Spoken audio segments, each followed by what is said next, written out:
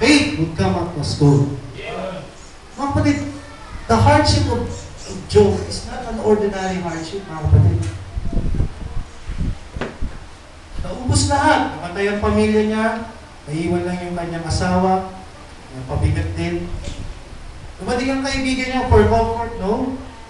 Pero in spite of everything that Job experienced, never did he question God. Never. Never did he question God. Because Job knows that pagka sinusubukan siya ng Panginoon, he would experience troubles, storms in his life. He would come out as gold. Kaya mga kapatid, ang storm, maiba-iba yan ang intensity. Makaling makakapag-prepare ka sa signal number 1 ng buhay mo. Malakas na ako, okay na ako.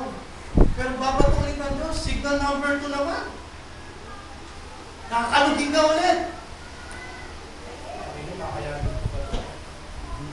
Hindi na yata tayo. Kapit ka ulit sa Panginoon, mga kapatid. Kasi mga kapatid, ang problema natin, when we experience the storms in our life, kanya-kanya yung paraan natin ang pagharap sa bagyo. Hindi po, the best way for us to face the storm in our life is this. Para sa bahay mo,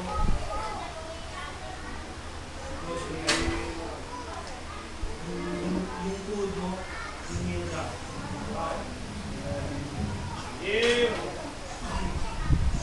Sa panahon na mahina ka, you pray. Sa panahon na hindi mo kaya, we need to pray. Sa panahon na gusto mo lang huminto, we need to pray. Sapagat, asabi po ng mga great preachers, the extremity of man is God's what? Opportunity. Pagkakataon na yun ng Diyos sa buhay natin. He is allowing storms to come in. Bakit? Sapagat maaari nakakalimot na tayo sa Kanya. He is reminding us, go back!